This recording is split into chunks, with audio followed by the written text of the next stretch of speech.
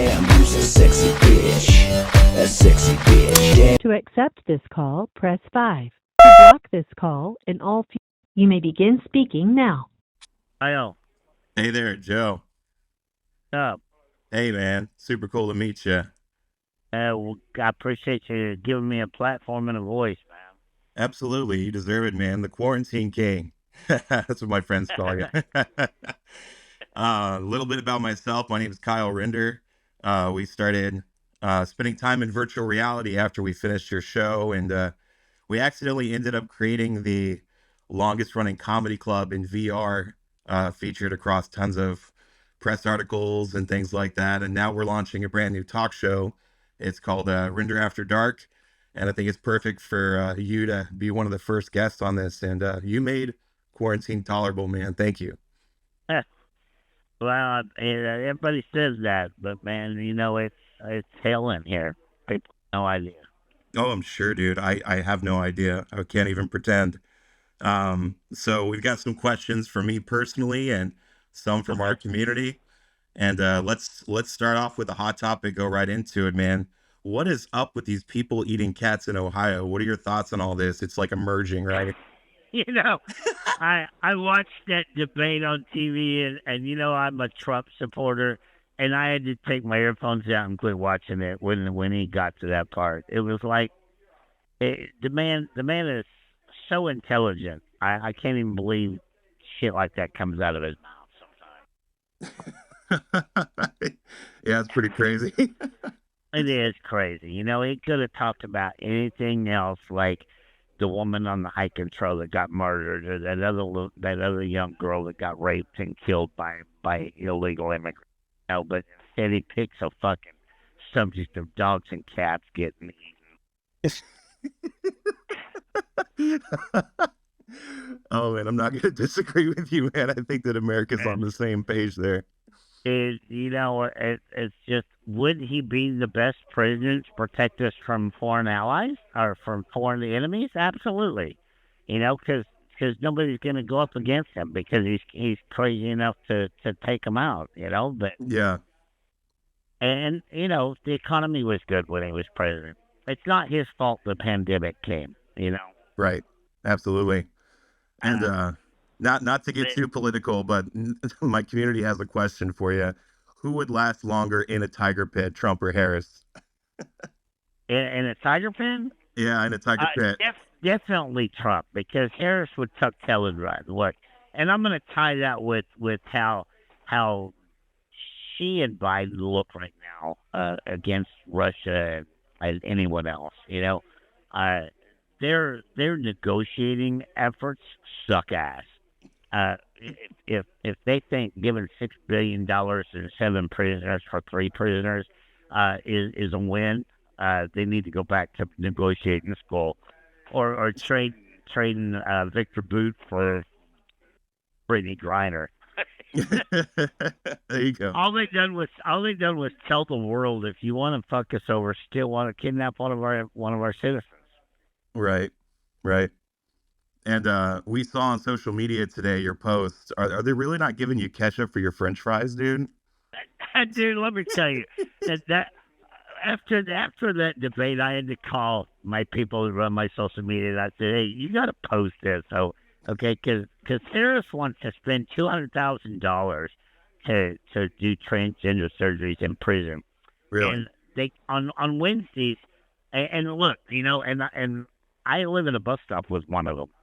And it's happening. Believe it or not, we have a female in this prison that's waiting to have a penis put on, and we have several men waiting to have theirs cut off. Nobody can make up their mind if they like their penis or not. Yeah. Look, I tell everybody they call me transphobic out in the world, and I'm like, you know what? I got enough brain cells. If I ain't got enough brain cells to figure out why I like my boyfriend's wieners, to figure out why you ate yours. Yeah. But it's true. We get a hamburger and French fries on Wednesdays. That's just the national menu for the federal prison, and they give you one of those little Heinz ketchup packages for both items. Mm. That's But, whack. but they'll sell it to you on the commissary. Okay, we can buy bottles of ketchup on the commissary, but you can't take them to the chow hall to eat with. What? What are you gonna do with it then? Dude, that's just the prison system is just that ass backwards. You can buy mayonnaise, mustard, and ketchup on the commissary, but you're not allowed to take it to the chow hall. Yeah, that makes no sense to me. It's crazy. That's wild. It's about as crazy as me being in prison after the hit ban admit to perjury. You know what I'm saying? Oh, trust me, I saw the show. What's it like being a Netflix star in prison? Well, I mean, it actually keeps me safe because I am a celebrity, and everybody, during rec wants to take their pictures and let me write autographs for their family. So it actually keeps me safe in here. That's good, man. But other than that, I have no idea really how famous I am because I've never seen it. Yeah, that's wild, man. You are. Just know that. Do you still get like fan mail? What's like your favorite fan mail you ever got? Well, what's crazy though is the whole world knows I'm gay, and I get no fan letters from men. They're all women. Really? Huh. Figure that one out. What do they want? What are they giving you? This call is from a federal prison. There's some people out there with their screws loose. I hope half of these people don't vote. They probably Because won't. I get letters from women that are depressed. They think their lives suck, and I write them back, and I'm like, look, man, you have the freedom to move. You have a house or wherever you live. You have a refrigerator full of whatever the hell you want to eat. I said you got the internet, cell phones, pets, and your family. I said, trust me, your life don't suck. Yeah, but everything is a meme now, right? We can agree on that. And everyone is just depressed because they're on their phone 24/7. Yeah, well, it's crazy, And then I get letters from.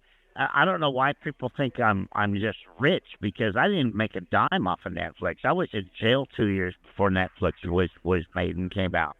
Wow. And people write me letters wanting me to help them with their house payments and car payments. What? It's crazy. Yes.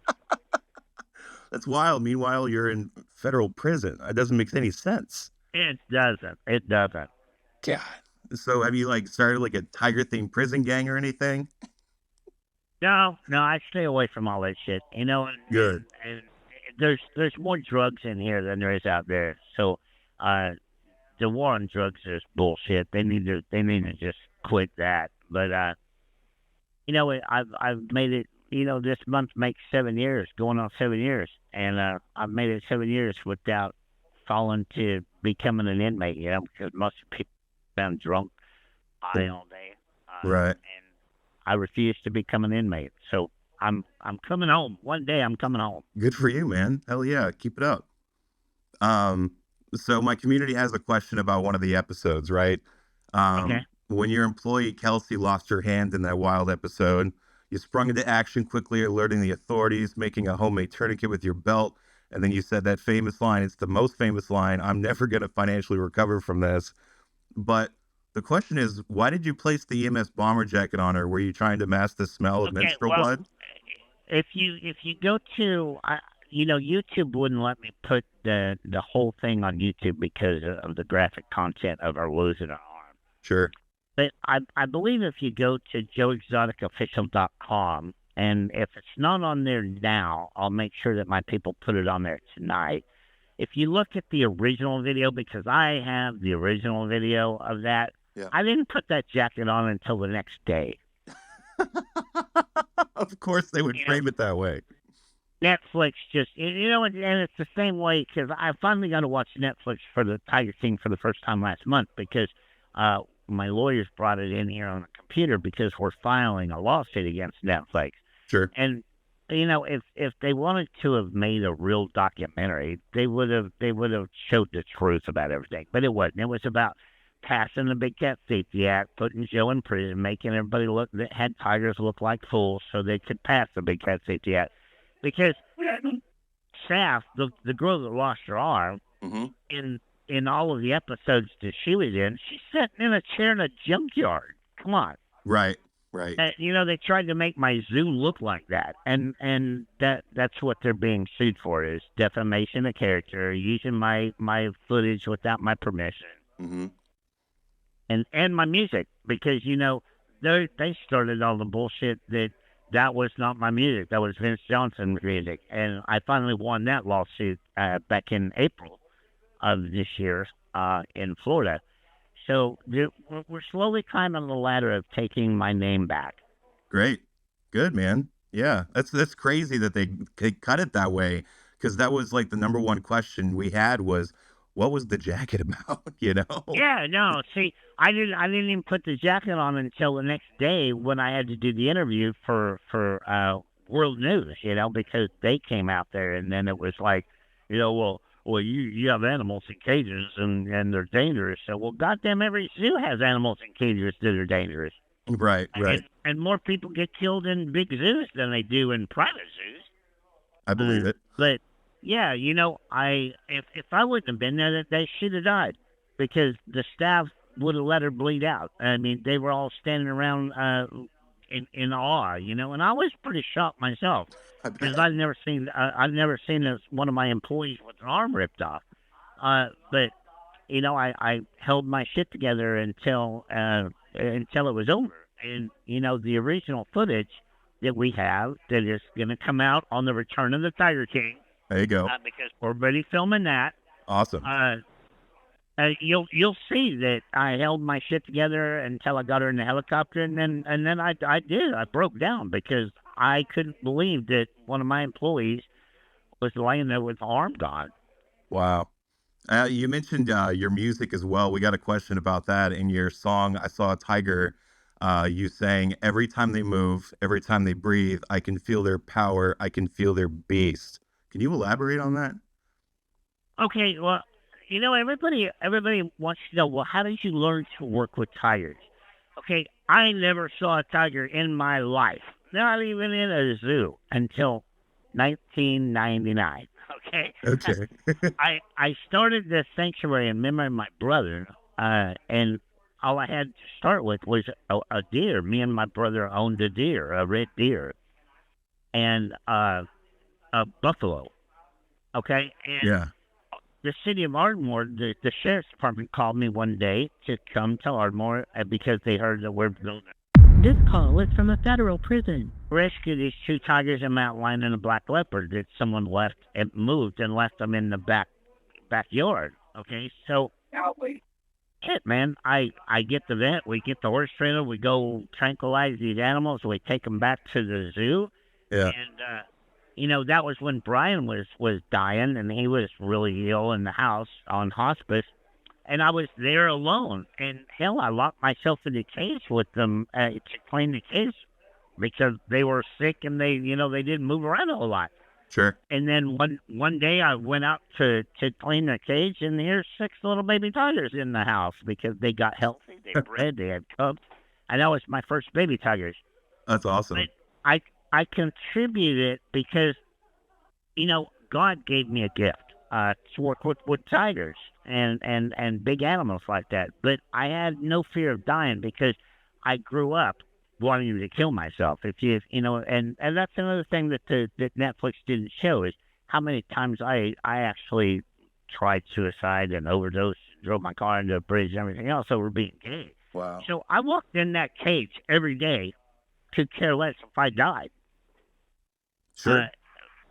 And I think them cats knew that, and I could walk in that cage and become one of them, their family, because they accepted me. And everybody can say what they want about, oh, Joe abused animals. Find me one other person that can walk in a cage with 20 tigers and kiss them on the mouth. Nobody. Yeah, and that's why I put in that song what I did, because when you breathe the air of a tiger coming out of their mouth and nose the way I did, you became part of them. Yeah. Well, hey, being the so it's gonna shut off like any second. So you have any other real important question, or I can actually call you back? I have to wait 15 minutes and I can call you back. Oh yeah, we could do that too. That'd be You great. want to do that? Because I got some minutes to burn before tomorrow, before I lose all my minutes. So let me hang up, and I gotta wait 15 minutes. I'll call you back. All right, sounds good, Joe. All right, bye. All right, bye. Oh, here, kitty, kitty. Well, Mama's got some treats for you. Oh, here, kitty, kitty. Well, you can't find this taste in the zoo.